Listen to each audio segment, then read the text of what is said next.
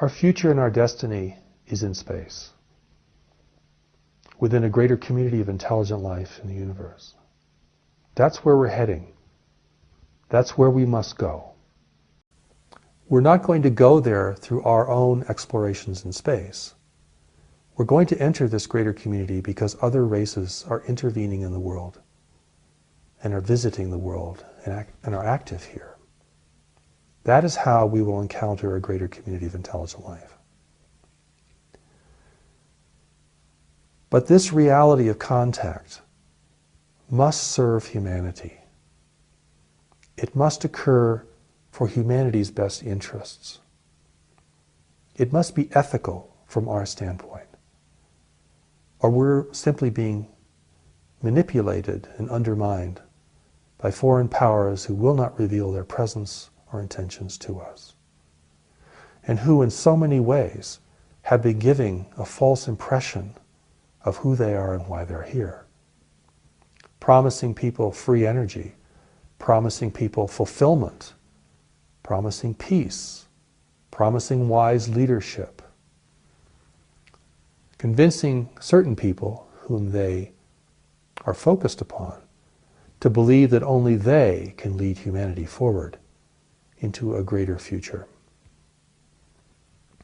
The contact that we're experiencing today is not ethical because it represents an intervention, a forced entry into our world without human awareness, without human permission, without human agreement.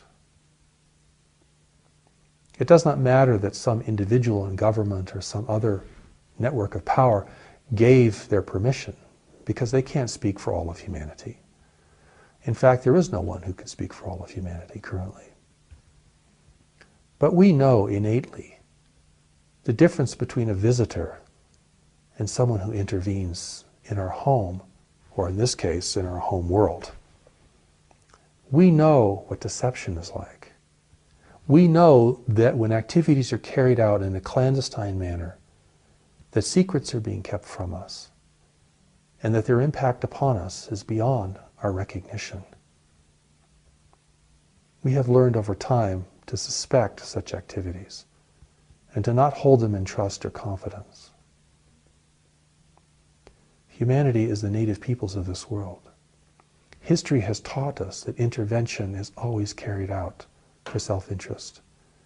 And when native peoples are discovered by intervening foreign powers, it is almost without exception to their detriment, leading to their submission and sometimes to their complete destruction. This is what history and nature has taught us about intervention. And intervention is unethical. It's a forced entry. It's a violation.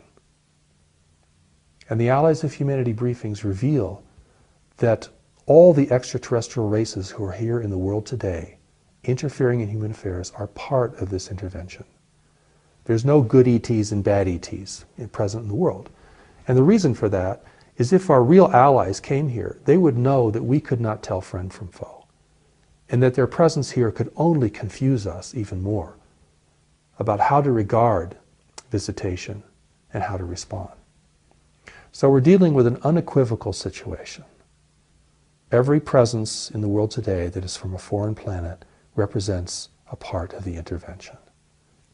They're all here for the same purposes: to take advantage of a weak and divided humanity, to gain access to the world's immense and valuable biological resources, to position themselves as leaders and guides and even mentors for a struggling and unaware humanity. Taking people against their will in an abduction scenario, subjecting them to cruel experiments, doing powerful mind control exercises upon them, leaving them psychologically damaged, leaving them without a sense of self-determination, is truly an unethical form of contact. And when you begin to look at the activities of the intervention as they're revealed through the Allies of Humanity briefings, you begin to see that this really is an attempt to undermine and to gain control of human awareness and human understanding. And that this is being done without the use of military force, but through the power of persuasion, inducement, and intimidation. People are either encouraged to believe and to give their power over to this foreign and mysterious intervening races, or they're intimidated, thinking that they have no possibility of resisting. Either way, people are led to be acquiescent and to not exercise their power and authority as the native peoples of the world. The contact that we're experiencing today is unethical. But for it to be ethical, we have to establish our own rules of engagement and our own ethics of contact.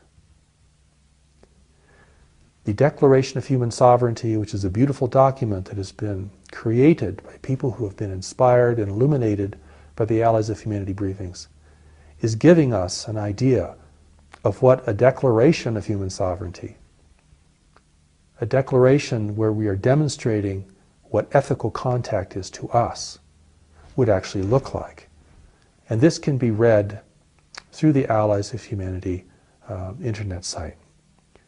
It's a very important document, and it gives us power and authority and self-determination in the universe. The world today is diminishing human authority, diminishing human self-determination. Hopelessness is growing everywhere. People feel diminished. They feel they have no power to respond. They feel oppressed, controlled, and manipulated by human authority figures and institutions of government, religion, and commerce. But really, humanity has a great power and a great spirit. And we have to reclaim that power and spirit if we're going to be powerful in the universe, if we're going to be recognized and respected by other powerful nations. At present, we're weak and divided stewards of this planet, and we are not garnering respect. In fact, it is our destruction of the natural environment that has brought this intervention to our shores. And now we have to face this and deal with it. It is a war of persuasion and a war of ideas and a war of will.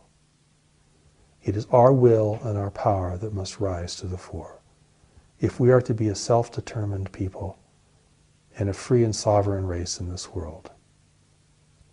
We are to maintain that and to build that and to secure that into the future as we undergo this emergence into a greater community of intelligent life in the universe.